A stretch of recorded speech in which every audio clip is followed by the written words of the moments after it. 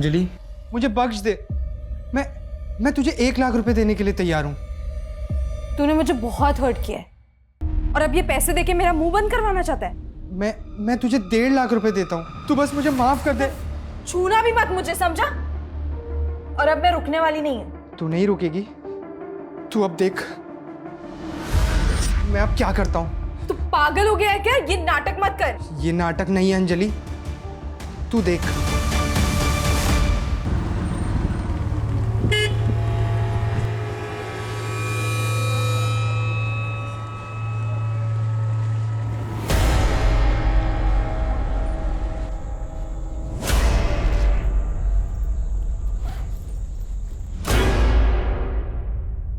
दीदी आप आ गए? आज इतना लेट कैसे हो गया?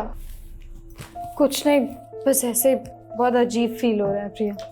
आप रुको, मैं आपके लिए पानी लेके आती हूँ। ये लो, पियो और बताओ क्या हुआ। वो मेरी जॉब छूट गई है, पर तू टेंशन मत ले, हम अभी के अभी पूना शिफ्ट हो रहे हैं, ठीक है? अभी? हाँ अभी।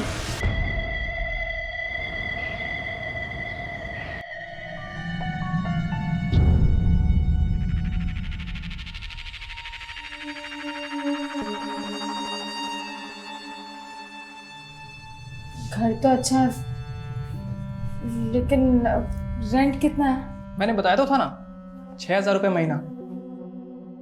थोड़ा कम नहीं हो सकता क्या? बिल्कुल नहीं, और रेंट के साथ साथ डिपॉजिट भी देना होगा 60,000 रुपये। लेकिन आपने तो कहा था। मैंने जो कहा है वही फाइनल, 60,000 रुपये डिपॉजिट और 6,000 रुपये महीना भाड़ा। देखिए मैं 60,000 तो नहीं दे सकती, लेकिन 3 महीने का एडवांस। हाँ चलेगा, ठीक है, चलेगा चलेगा। Thank you. बड़ी जल्दी उनकी शर्त मान ली आपने, पहले से जानते थे क्या? और इतना मुस्कुरा क्यों रहे थे उन्हें देखकर? अरे तेरे दिमाग में क्या शक करने का सॉफ्टवेयर पड़ा है क्या? कभी सीधा सोचती नहीं? क्या हुआ आई? अरे वो प्रकाश पता नहीं किन लड़कियों को लेके आ गया और तेरे पापा बिना जांच पड़ताल के उन्हें घर भाड़े पे दे दिया।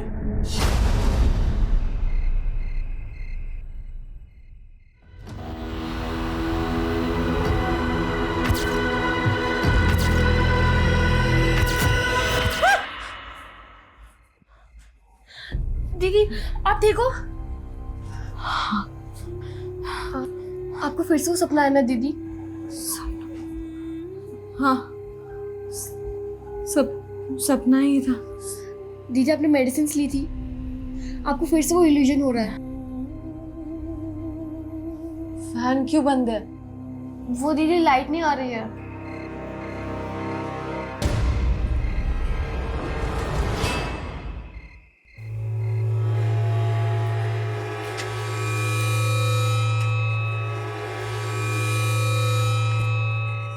गणपत, तुम्हारी इधर लाइट आ रही है, हमारी उधर नहीं आ रही। एक बार प्लीज चेक कर लोगे क्या? स्टूल मिलेगा? हाँ मैं लेकर आ जाऊँ। ये लो।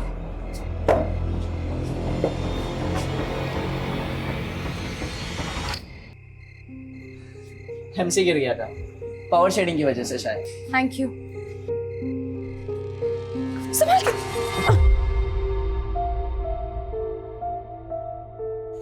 अब लाइट आ गई, मैं चलता हूँ। मैंने तो आपको पानी के लिए भी नहीं पूछा।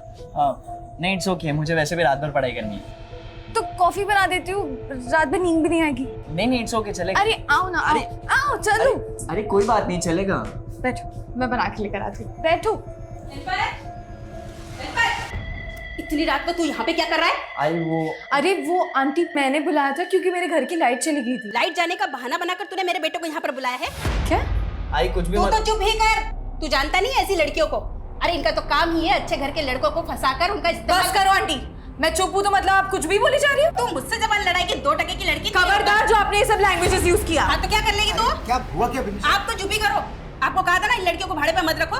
देखो इतनी रात को हमारे बेटे को यहाँ पे बुलाकर पता नहीं क्या क्या कर रही थी। अरे कोई वीडियो शूडियो बनाकर ब्लैकमेल करती तो? आंटी अब आप बहुत ज्यादा बोल रही हो। हाँ तो क्या कर लेगी तू? कल के कल अगर इन लड़कियों को तुमने बाहर नहीं निकाला ना तो मैं इनका सामान उठाकर बाहर फेंक दूंगी। और तुम क्या देख रहे? चल यहाँ से। आई सॉरी लेकिन तुमको दूसरा घर देखना होगा। अरे पर अचानक हम लोग कहाँ जाएंगे? मैं कुछ कर नहीं सकता इस मामले में।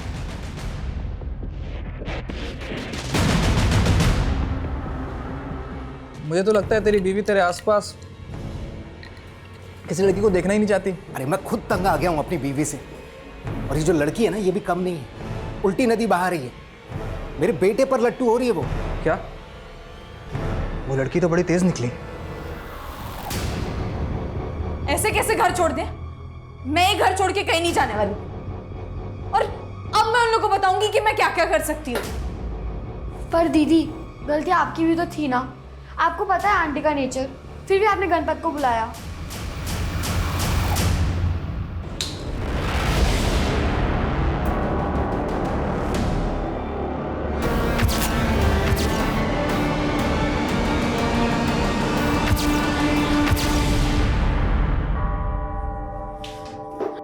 दीदी, अंजलि दीदी, दीदी उठो, अंजलि दीदी उठो। दीदी, आप टेंशन मत लो, सब ठीक हो जाएगा।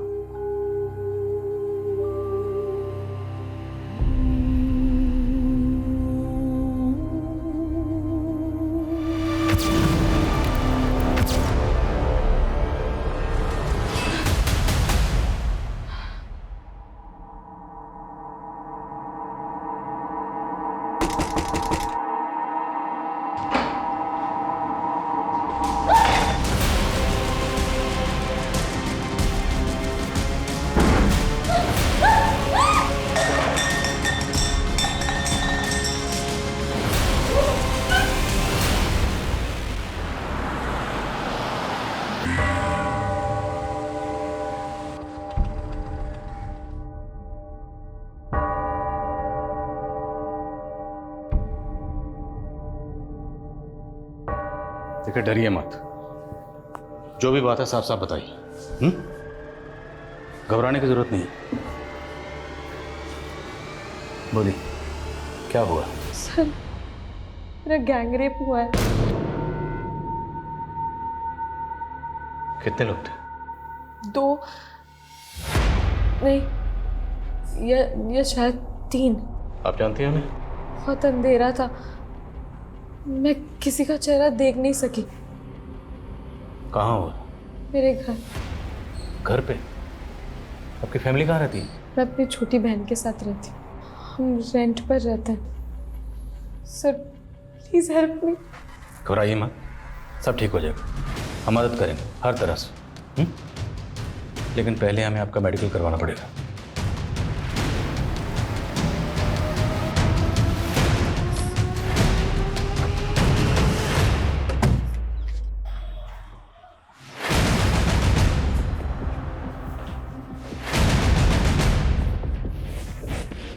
कल रात जो भी आपके साथ हुआ यही हुआ? जी सर। वो लोग ज़बरदस्ती आए होंगे, आपके हाथ पैर बांधे होंगे, स्कफल हुई होगी। लेकिन कमरा देखकर ऐसा कुछ लग नहीं रहा। आप लोगों ने सफाई की थी? नहीं, शायद हाथ पैर बांधे थे, ये तो पक्का है ना। तो रेप करने के बाद हाथ पैर तो खोले नहीं होंगे। आपने खुद को फ्री कैसे किया? मुझे कुछ याद नहीं आ रहा है। बांधा किस चीज़ से था?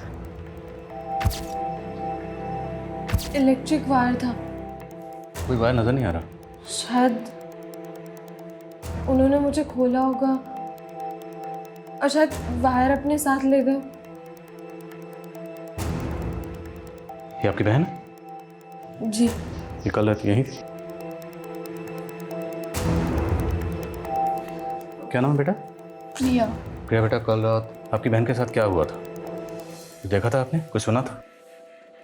सर, प्रिया अंदर कमरे में सो रही थी और दरवाजा बंद था।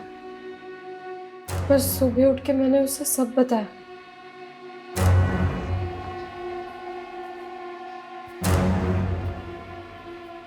ये लड़की अंजलि कह रही है कि इसका गैंग रेप हुआ है, लेकिन क्या हुआ, कैसे हुआ, इसका कुछ याद नहीं। छोटी बहन साथ में मौजूद थी, उसने भी कुछ देखा नहीं, कुछ सुना नहीं। कैसे मुमकिन है? पड़ोसी से पता करो, शायद किसी ने कुछ देखा है, सुना। मैं मकान मालिक से मिलता हूँ। Okay sir. क्या अंजलि का रेप? गैंग रेप हुआ मैडम। कब? कल रात को। आप लोगों ने कुछ तो सुना होगा, स्ट्रगल की कोई आवाज़ आई होगी, कुछ तोड़फोड़ हुई होगी। कल रात इस एरिया की इलेक्ट्रिसिटी गई। हाँ सर, लाइट तो गई थी। इस इलाके में पावर शेडिंग की वजह से अक्सर लाइट चली जाती है, लेकिन ऐसी तो कोई आवाज़ नहीं सुनाई दी जिससे लगे कि ऐसा कुछ हुआ। अरे कुछ हुआ होता तो सुनते ना। मतलब? सर ये बड़ी लड़की है ना, ये बहुत चालाक है। हमने तो उसे कल ही घर छोड़ के जाने के लिए बोल दिया था, और देखो घर खाली ना करना पड़े इसके लिए ये सब लेकर बैठ गई है। और आप ये घर खाली क्यों करवा रही थी? वो किराया नहीं दे पा रही थी सर। सर आस पड़ोस में इंक्वायरी की, किसी ने कोई आवाज नहीं सुनी। मकान मालिकन बोल रही है कि लड़की झूठ बोल रही है। सर रात को यहाँ इलेक्ट्रिसिटी गई हुई, ऐसी कंडीशन में लोग घरों की खिड़कियां खोल देते हैं, लेकिन किसी ने कोई आवाज नहीं सुनी। और बाहर इतना सब कुछ होता रहा और छोटी बहन अंदर सोती रही, उसने भी कुछ नहीं सुना। ये अजीब नहीं है सर? और शर्मा, घर में 2 लड़कियां मौजूद थी और रेपिस्ट ने सिर्फ और सिर्फ बड़ी लड़की को टारगेट किया।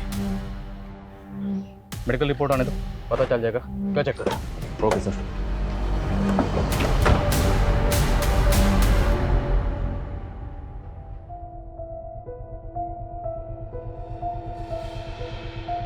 दीदी, कल रात सच में आपके साथ? तो क्या मैं झूठ बोल रही हूँ? नहीं दीदी, पर फिर आपने मुझे रात में क्यों नहीं बताया?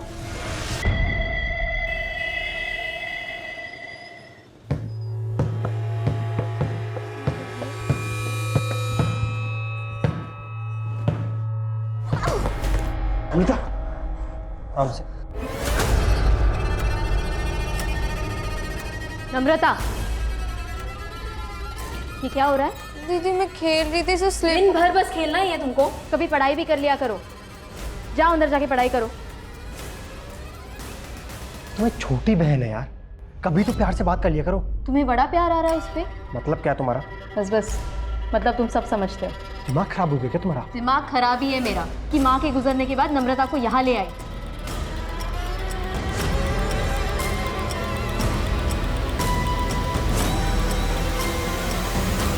सर ये अंजलि की मेडिकल रिपोर्ट, उसकी बॉडी पे किसी भी तरह की खरोच के निशान नहीं है, जिससे ये साबित हो कि उसके साथ जबरदस्ती हुई, और ना ही किसी रेपिस्ट के सीमेन सैंपल्स।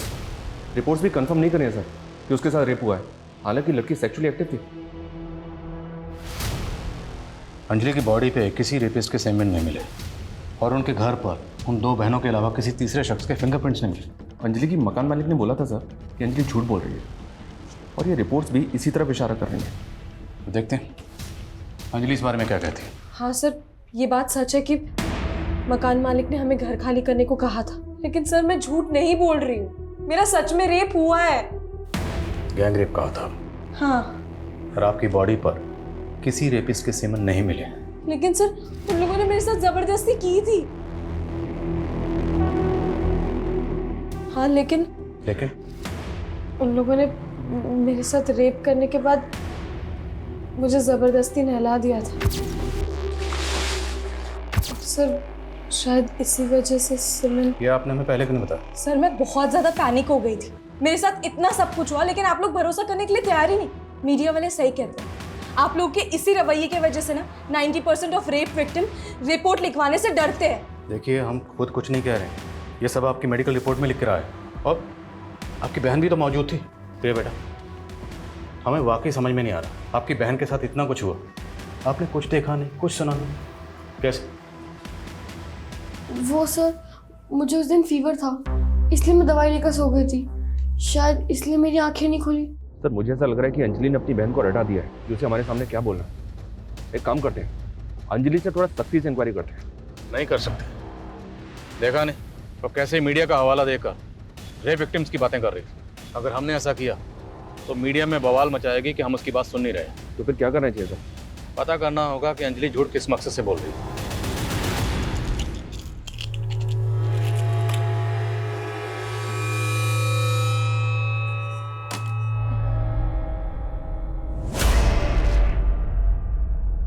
नम्रता, देख तेरा फेवरेट पिज्जा लाया हूं, जल्दी आ। थैंक यू जीजू, आप ना बहुत अच्छे हो। नम्रता, ये मार्कशीट तुम्हारे बैग में थी, दिखाए क्यों नहीं? दिन भर या तो बस खाती रहती है या तो खेलती रहती है या थैंक यू जीजू करके घूमती रहती है। अरे तुम चुप रहो। तुम इसके साथ क्या कर रहे हो ना ये नहीं समझ पा रही है। अब रोके मत दिखा। तू ना मेरे गले की हड्डी बन गई है, ना निगल पा रही हूँ ना ही निकाल पा रही हूँ। आपको इतनी प्रॉब्लम है ना तो मैं चली जाती हूँ। नम्रता, बस ज्यादा दुलार करने की जरूरत नहीं है, आ जाएगी अपने आप। ये अंजलि और प्रिया को तुम कब से जानते हो प्रकाश? सर मैं उन्हें पर्सनली नहीं जानता, मैंने उन्हें किराए पे घर दिलवा दिया था और उन्होंने मुझे मेरा ब्रोकरेज दे दिया। ये चोट कैसे लगी तुम्हें? सर ये वो मेरी बाइक स्लिप हो गई थी। अच्छा, ये दामोदर की बीवी कह रही थी कि वो लड़कियां उनका किराया नहीं दे रही थी। नहीं सर, उन्होंने तो 3 महीने का एडवांस दिया था। तो फिर वो उन्हें घर से क्यों निकालना चाहती थी? उनके बेटे गणपत की वजह से सर। मतलब? सर दामोदर की बीवी को लग रहा था कि वो लड़की उसके बेटे के साथ दोस्ती बढ़ा रही है। अरे टेंशन है तभी तो मना कर रहा हूँ तू जाने के लिए, कुछ दिन आना मत। अच्छा ठीक है, मैं तेरे से बाद में बात करता हूँ। हाँ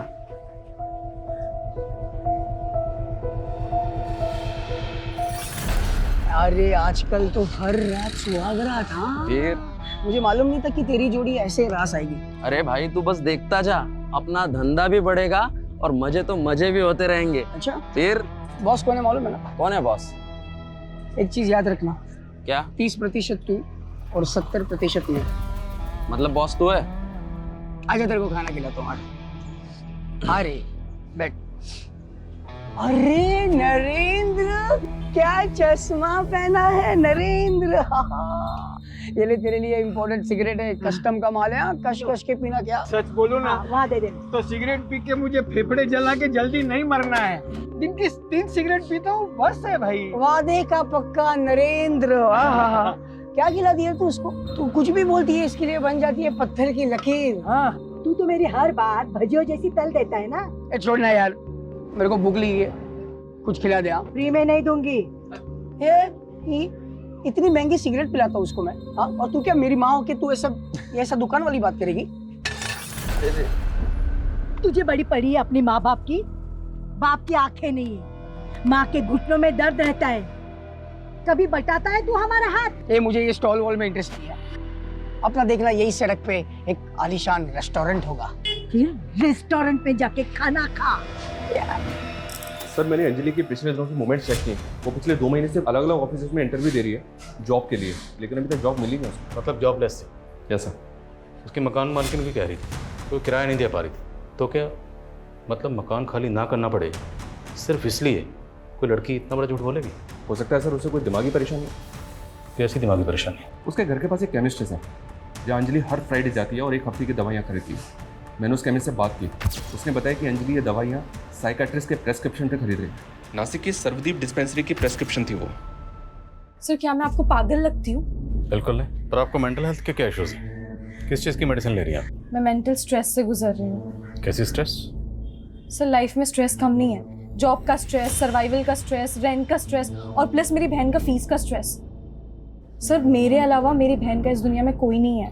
देखिए मैं समझ रहा हूँ, लेकिन आप नहीं समझ रहे। आप एक ही सवाल बार बार पूछे जा रहे हैं, उसकी वजह से मुझे और स्ट्रेस हो रहा है। सर मेरे साथ इतना कुछ हुआ है और आप बाल की खाल निकालने पे तुले हैं। मैडम अभी तो बाल ही नहीं मिला तो खाल क्या निकालेंगे? एक भी ऐसा क्लू नहीं मिला जिससे साबित हो कि आपका रेप हुआ। सर आप लोगों ने तो ठान ही लिया कि आप लोग मुझे इंसाफ दिलवाएंगे ही। मैं आप लोगों को कितनी बार बोलूं कि मैं झूठ नहीं बोल रही हूँ? अब क्या अपने आप को जलाकर अग्नि परीक्षा देनी होगी? ठीक है तो फिर यही सही। दीदी नहीं, छोड़ो उसे। छोड़ दो मुझे।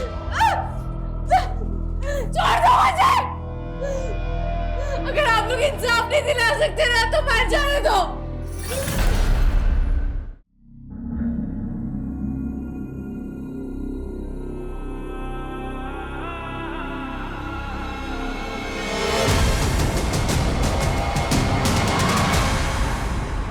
यस सर, ये लड़की मेरी पेशेंट थी।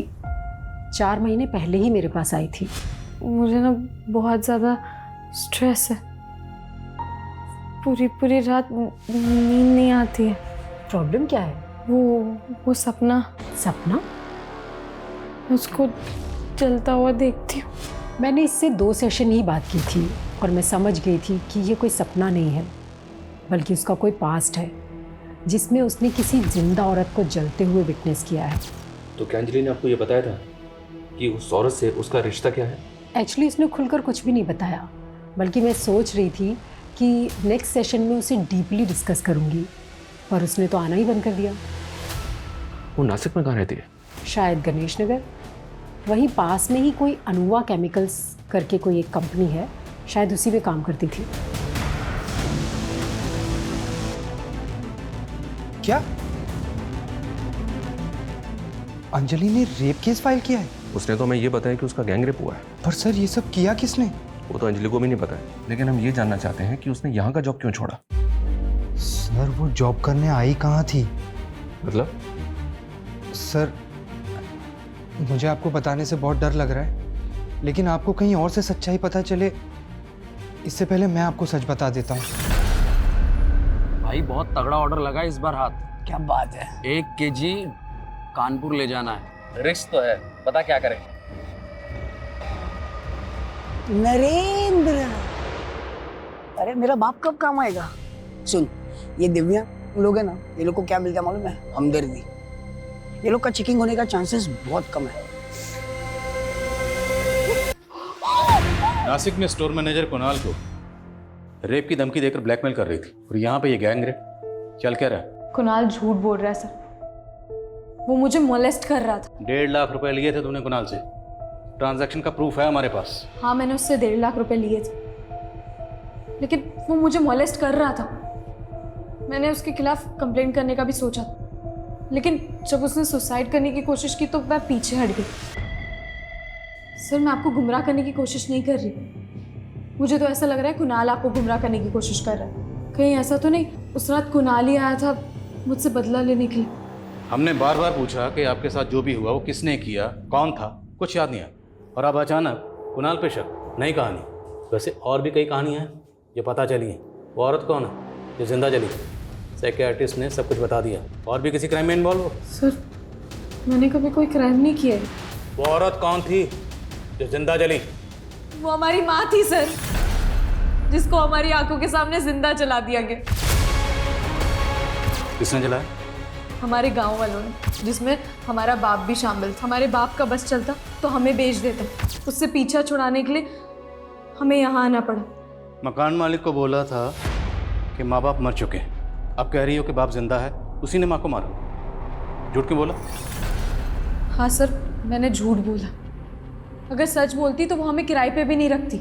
अच्छा, मकान खाली ना करना पड़े तो इसलिए झूठ का सहारा। एक बात बताओ, तुम खुद के लिए इंसाफ चाहती, अब तुम खुद कह रही हो कि तुम्हारी माँ को तुम्हारे बाप ने मारा था, तो फिर उस वक्त पुलिस कंप्लेंट क्यों नहीं की? तब हिम्मत नहीं थी सर, पर अब लग रहा है सच बोल के भी कोई फायदा नहीं है। अब आप क्या चाहते हैं कि हम भी अपनी माँ की तरह जल के मर जाएं? एक और ड्रामा नहीं चाहिए मुझे, समझे? सर आप ऐसे ही पल्ला नहीं झाड़ सकते। मेरा गैंगरेप हुआ है और ये आपकी ड्यूटी है कि आप मेरे गुनाहगारों को पकड़ें।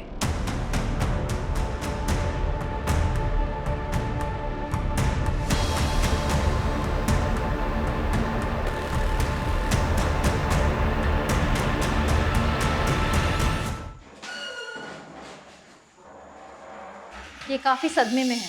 पूछिए इसे इसके साथ क्या हुआ था और इस मार्केट में कैसे पहुंची।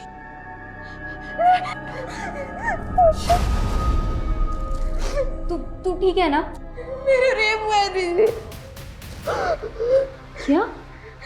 ऐसी सारी बातें नहीं करते नम्रता। नहीं दीदी मैं सच कह रही हूँ। चुप कर, तुझे नहीं समझ आ रहा। किसने क्या तुम्हारे साथ ये सब? बोलो बेटा, डरो मत।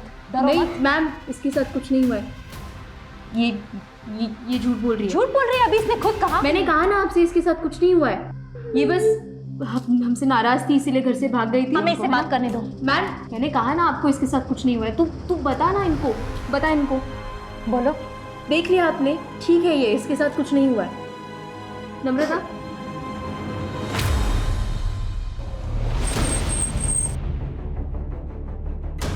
हाँ, ये हमारे गांव की ही है, भालेराव की बेटियां हैं। देखिए सरपंच जी, इन दोनों बहनों ने बयान दिया हमें कि गांव के कुछ लोगों ने इनके बाप के साथ मिलके इनकी मां को जिंदा जला दिया था। साहब, हो सकता है ऐसा कुछ हुआ हो, लेकिन ये हमें मालूम नहीं है, और इनका बाप कुछ भी कर सकता है। एक नंबर का कमीना है। अपनी बीवी से धंधा करवाता था, जानवर। चल, कहाँ भाग गई थी? और ये क्या नई स्टोरी बनाई है? मेरा सच में रेप हुआ। बस, आज के बाद ये बात तेरी जुबान पे नहीं आनी चाहिए। अंदर जा और कपड़े बदल, और आज से तेरा इस घर के बाहर निकलना बंद। अंजलि के गांव वालों का भी यही कहना है सर कि अंजलि और प्रिया का बाप उनकी माँ से धंधा करवाता था। हो सकता है अंजलि और प्रिया उससे भाग रही हैं। तो शर्मा, अंजलि ने हमें जो अपने पास्ट के बारे में बताया उसमें सच्चाई तो है। लेकिन सर भरोसा नहीं कर सकते। हो सकता है दोनों बहनें अपने बाप के कहने पे लोगों से गलत तरीके से पैसा वसूल करती हैं, जैसे अंजलि ने कुणाल को हनी ट्रैप करके ब्लैकमेल किया। और यहाँ वो कह रही है कि उसके साथ गैंग रेप हुआ, लेकिन अभी तक इसका कोई सबूत नहीं मिला है सर। हो सकता है इसके पीछे अंजलि का कोई एजेंडा हो। लेकिन शर्मा, सबूत तो एजेंडे के भी नहीं मिले। क्यों ना हम इस केस को इस नज़रिए से तहकीकात करें कि अंजलि के साथ ये सब कुछ हुआ है। हो सकता है ये कोई रैंडम क्रिमिनल हो। एरिया के जितने भी उठाए गए हिस्ट्री शीटर हैं, सबको उठाओ। और अगर ये गैंग रेप है तो फिर अंजलि के साथ किसने किया? उसने कुणाल पे शक जताया था सर। देखता हूँ वो उस रात कहाँ था। एजेंट प्रकाश को भी चेक करो। और दामोदर के बेटे गणपत के साथ अंजलि फ्रेंडली हो रही थी, इसलिए दामोदर की बीवी विनीशा दोनों बहनों से मकान खाली करवा रही थी। फिर इस फैमिली को चेक करो। Okay sir.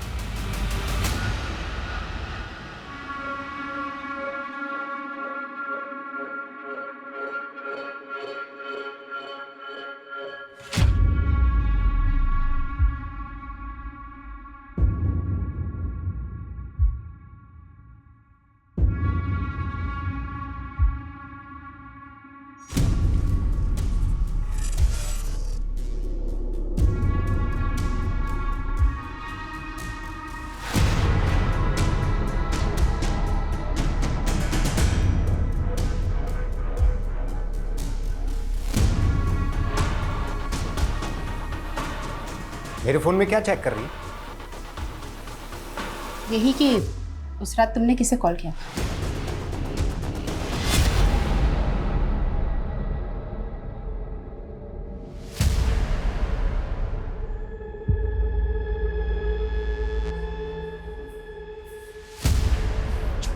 अंदर चल। अरे तुम लोग बाहर से कहाँ से आ रहे हो? अरे सिगरेट पी रहा था बाहर। आज के बाद सिगरेट पीना टांगे तोड़ दूंगा तेरी। चल अंदर। तुमने गणपत को सिगरेट पीते हुए ही देखा था या उसने तुम्हें कुछ करते हुए देख लिया था? क्या बकवास कर रही है तू? हाँ, तो उस रात प्रकाश को क्यों कॉल किया था तुमने? अरे तू ही तो बोली थी कि लड़कियों से घर खाली कराने का है। अभी उनके एजेंट को तो बोलना पड़ेगा ना।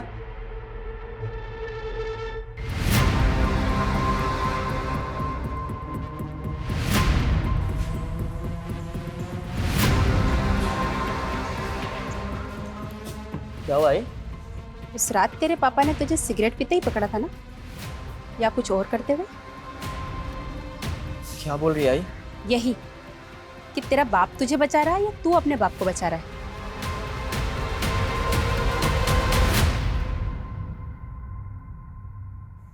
दीदी, मैं आप पर डाउट नहीं कर रही हूँ, पर मुझे अभी भी एक बात समझ में नहीं आई।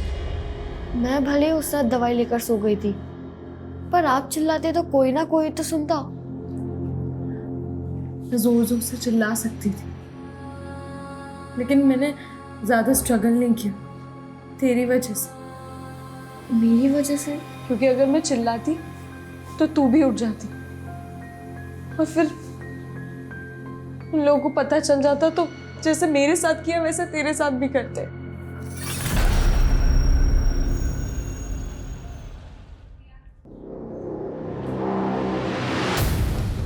नम्रता ने हमें आपके फोन से कॉल किया था। उस दिन तो आप दोनों ने इसे बोलने नहीं दिया, लेकिन अब हम नम्रता से बात करेंगे।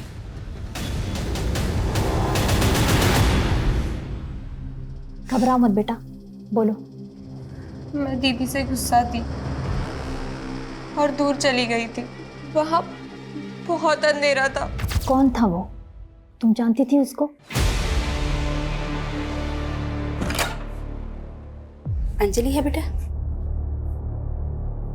आप फिर आ गई मेरी तकलीफ का मजाक उड़ाने। मैं तुमसे बात करना चाहती हूँ। बोलिए। कई बार हम लोगों को समझने में भूल कर बैठते हैं, क्योंकि हम उन्हें उसी नज़रिए से देखते हैं जिस नज़रिए से हम उन्हें देखना चाहते हैं। लेकिन हर बात का दूसरा पहलू भी तो होता है। पर आप ही सोचें कि मैं अपने रेप को लेके झूठ क्यों बोलूँगी। कई बार सच बदनाम हो जाता है और झूठ को हमदर्दी मिल जाती है। आप तो मुझे बदनाम करना चाहती थी। जिस तरह से तुम अपने सच के साथ खड़ी हो, मुझे बहुत शर्मिंदगी हो रही है और अब मैं तुम्हारा साथ देना चाहती हूँ, इसलिए मैंने पुलिस को बुलाया है और अब मैं उन्हें कुछ बताना चाहती हूँ।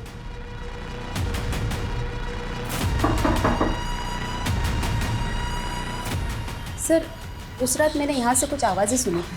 पर ये अचानक आपका हृदय परिवर्तन कैसे हो गया? सर, याद आया तो बता दिया। अब कुछ सुना था तो कुछ देखा भी तो होगा।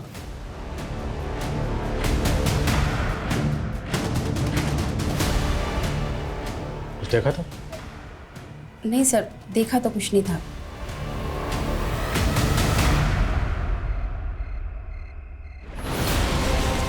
सर, भले ही अंजलि की मकान मालकिन भी उस पर भरोसा कर रही है, लेकिन अभी तक ऐसा कोई क्लू नहीं मिला है जिससे पता चले कि उस रात 2 या 3 लोग उस घर में आए थे जिन्होंने अंजलि का रेप किया था। दामोदर, गणपत और आसपास के कुछ लोगों के कॉल रिकॉर्ड चेक किए मैंने, लेकिन किसी में भी कुछ भी सस्पिशियस नहीं मिला। और सर, लोकेशन रिकॉर्ड से भी कुछ भी नहीं मिलेगा हमें, क्योंकि ये सारे लोग एक ही एरिया में रहते हैं। इस कुणाल की भी एलिबाई चेक की मैंने, वो उस रात नासिक में ही था। उसके कॉल और लोकेशन रिकॉर्ड में भी कुछ भी सस्पिशियस नहीं मिला। विनीशा का बेटा गणपत, इसकी अंजलि से दोस्ती थी, तो क्या विनीशा अंजलि का जज्बा देख कर डर गई, घबरा गई, इसलिए अंजलि को कॉन्फिडेंस में लेने का नाटक कर रही? और जिस तरह से ये सब कुछ अंधेरे में हुआ है, डीएनए मिटा दिया गया, घर की एक एक चीज़ बिल्कुल अपने ठिकाने पे थी, परफेक्ट। ये सब तो कोई ऐसा शख्स कर सकता है जो उस घर के चप्पे चप्पे से वाकिफ हो। अगर अंजलि सच कह रही है तो उसे पहले ब्लाइंड फोल्ड किया गया, फिर इलेक्ट्रिक वायर से उसके हाथ पैर बांधे गए। उस दिन उस एरिया में इलेक्ट्रिसिटी नहीं थी, यहाँ तक कि स्ट्रीट लाइट भी ऑफ थी। राइट सर, और ज़्यादातर सीसीटीवी ऑफ थे। क्या क्रिमिनल पहले से जानता था कि लाइट जाने वाली है? क्या क्रिमिनल इलेक्ट्रिसिटी बोर्ड से जुड़ा हो सकता है? सर, मैंने एक चांस लिया था। उस रात नाइट ड्यूटी पे जितने भी इलेक्ट्रिसिटी बोर्ड के वर्कर्स थे, उन सब की लिस्टिंग की थी मैंने। यहाँ तक कि उस एरिया के जितने भी हिस्ट्री शीटर हैं, सेक्स ऑफेंडर्स हैं, उन सब से बात की मैंने, पर कुछ मिला नहीं सर। मैं इस केस फाइल को अनसॉल्व केसेस की फाइल में नहीं देख सकता। इस केस को हमें किसी भी सूरत में सॉल्व करना है। सर, हमें ऐसे 2 केसेस मिले हैं जिनमें रेप विक्टिम की स्टेटमेंट अंजलि की स्टेटमेंट से काफ़ी मैच कर रही है। कानपुर में एक 14 वर्षीय बच्ची के साथ रेप हुआ था सर, उसको भी इलेक्ट्रिक वायर से बांध के ब्लाइंड फोल्ड किया गया था। और जयपुर में 60 वर्षीय शांता के साथ भी काफ़ी ब्रूटैलिटी हुई थी सर। इन दोनों केसेस में क्रिमिनल्स ने क्राइम करने के बाद विक्टिम्स को नहला दिया था सीमेंट वाइप आउट करने के लिए। और ये दोनों केस घर के अंदर नहीं हुए सर, घर के बाहर ऐसी जगह पे हुए जहाँ काफ़ी अंधेरा था। मतलब इन तीनों केसेस में मोडस ऑपरेंडी के अलावा अंधेरा भी कॉमन। हमें लगता है कि आप तीनों का रेपिस्ट एक ही है, इसलिए जिस दिन ये वारदात हुई, हम जानना चाहते हैं कि उस दिन आपके साथ क्या क्या हुआ। डिटेल में। सर, उस दिन मेरे बहू के साथ झगड़ा हुआ था। मैं बीकानेर जाना चाहती थी अपने भाई के घर। बस स्टॉप के पास किसी ने कहा कि दिन की आखिरी बस निकल गई है। वहाँ से बाईपास 1 किलोमीटर दूर था। मुझे कोई रिक्शा नहीं मिला, मैं पैदल ही जा रही थी कि तभी पीछे से किसी ने मुझे पकड़ लिया।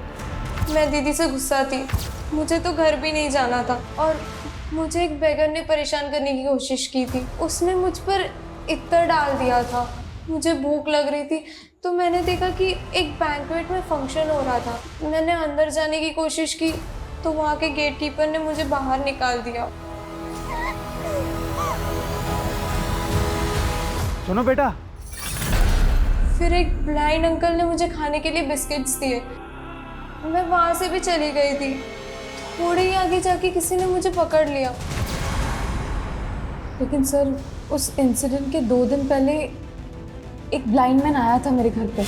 वो सेल्समैन था। जी मैं ज़ायरस मशीन से आया हूँ। इन्वर्टर इंस्टॉल किया था हमने आपके यहाँ, उसकी कंप्लेंट है। फिर वो मेरे गांव का नाम भी पूछ रहा था। सर, जितनी सफाई और चालाकी से क्राइम्स किए गए हैं, जहाँ क्रिमिनल्स ने डीएनए तक नहीं छोड़ा है, मुझे नहीं लगता कि कोई ब्लाइंड मैन ऐसा करेगा। तो मुमकिन है कि कोई ब्लाइंड मैन को सिर्फ रैके के लिए इस्तेमाल कर रहा हो, या फिर वो ब्लाइंड हो ही नहीं, ब्लाइंड होने का नाटक कर रहा, क्योंकि नम्रता के क्राइम सीन से जो ब्लाइंड मैन गायब वो आज तक मिला नहीं। जरा उस कंपनी में पता करो, क्या वहाँ पर कोई blind man salesman? Okay sir.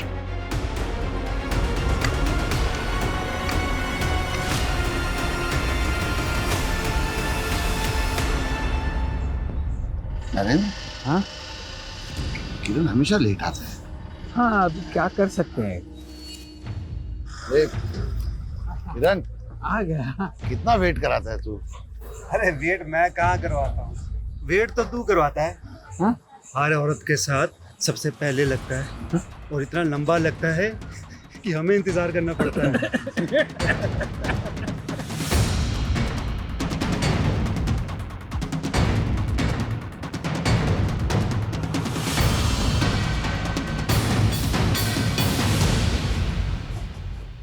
आगे एक बेटी बैठी है। तो एक ही शुरू है। सर उसका लोकेशन यही शो हो रहा है, शायद वो ट्रैवल कर रहे हैं।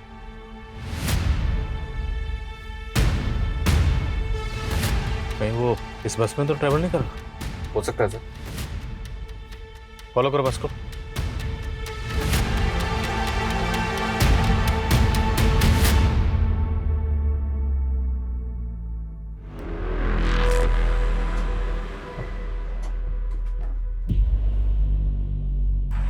मुझे तो 18 साल से ज्यादा नहीं लगती। मुझे तो 30 की लगती है।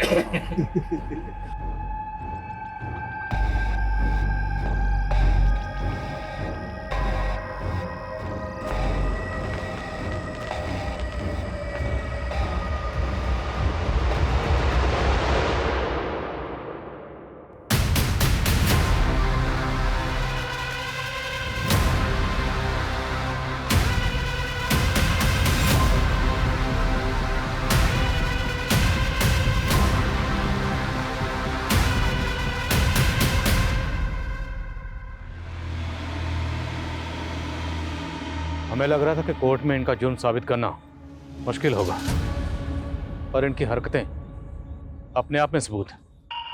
वीडियो बनाओ इनका।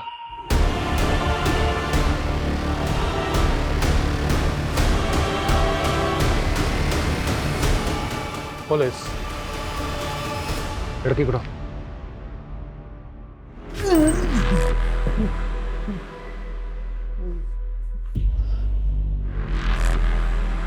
कानपुर की नम्रता, जयपुर की शांता और पुणे की अंजलि, तीनों विक्टिम्स ने तुम लोगों की तस्वीरों को आइडेंटिफाई किया। हो ही नहीं सकता, आप हमारे खिलाफ कुछ साबित नहीं कर पाए हैं। सब साबित होगा जब तुम तीनों को खड़े करके कोर्ट में विक्टिम के सामने तुम्हारी परेड करवाएंगे। और आज उस लड़की के साथ जो तुम लोग छिछोरी हरकतें कर रहे थे, उसका वीडियो है हमारे पास। अब बोलोगे या डंडा सूंघाएं तुम लोगों को? वो हम तीनों दोस्तों को लत सी है, किसी भी औरत की खुशबू सूंघ के हम उसकी खूबसूरती का अंदाज़ा लगा लेते हैं। उस रात हम लोग जयपुर में थे जब वो औरत बस के बारे में पूछ रही थी। उसने जो हेयर ऑयल लगाया था उसकी खुशबू से हम लोग मंत्रमुग्ध हो गए थे। और उस बच्ची के इत्र की खुशबू ने मुझे मदहोश कर दिया। तब मैं कानपुर घूमने गया था, फिर उसके साथ। तुम सिर्फ रैंडम लड़कियों को टारगेट नहीं करते शारिक। तुम्हारा असली नाम शारिक है, ये मैं पता चल गया। तुमने अपना नाम बदला सुधीर और बन गए इन्वर्टर सेल्समैन। वो वर्धा में मुझसे एक कांड हो गया था, वहाँ की पुलिस शारिक नाम के आदमी को ढूंढ रही थी, इसलिए मैंने नाम बदल लिया। वर्धा, अंजलि वर्धा की है, तो जानता है ना उसको? जी माफ कीजिएगा, आपकी आवाज़ कुछ जानी पहचानी सी लगती है। उसके गांव के पास ही मेरा गांव था, उसके बाप को भी जानता था मैं। बहुत पहले उसकी फैमिली से भी मिला था। आवाज से पहचान लिया? मुमकिन ही नहीं है। दिखता है ना तुझे? अंधा नहीं है ना तू? मैं पार्शियली ब्लाइंड हूँ, 70% अंधा हूँ मैं। और ये किरण, ये 60% अंधा है। और नरेंद्र कंप्लीट ब्लाइंड। ताज्जुब इस बात का नहीं कि तुम लोग विक्टिम्स के साथ रेप करने के बाद उन्हें नहला देते थे ताकि सीमेंस धुल जाए। तुम्हें ये सब पता था, इस बात की हैरानी नहीं है। हैरानी इस बात की है कि विक्टिम्स को पता नहीं चलता था कि तुम लोग अंधे हो, ब्लाइंड हो, और इतनी सफाई से अपना काम करके निकल जाते थे। कैसे करते थे इस? अंधेरा आंख वालों की कमजोरी है, हमारी नहीं।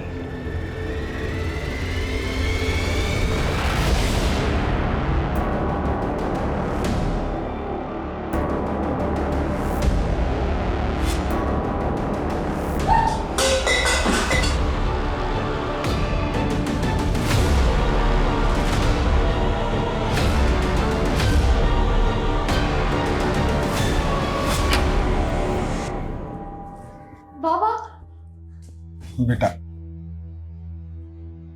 बेटा मुझे तुम लोगों के बारे में गांव के कुछ दोस्तों से मालूम हुआ। वो जब पुलिस यहाँ आई थी। अंजलि बेटा, मेरा यकीन मानो, मेरा कोई हाथ नहीं तुम्हारी आई की हत्या में। उस दिन अगर मैं तुम दोनों को लेके ना जाता तो गांव वाले तुम लोगों को भी जला डालते। अरे उन लोगों ने तो तुम्हारी आई के ऊपर झूठा इल्जाम लगाया, उन्हें डायन बोला। बहुत कमीने हैं ये गांव वाले। बेटा मैं तुम्हारी आई से बहुत प्यार करता था और बेटा मैं तुम दोनों से भी बहुत प्यार करता हूं।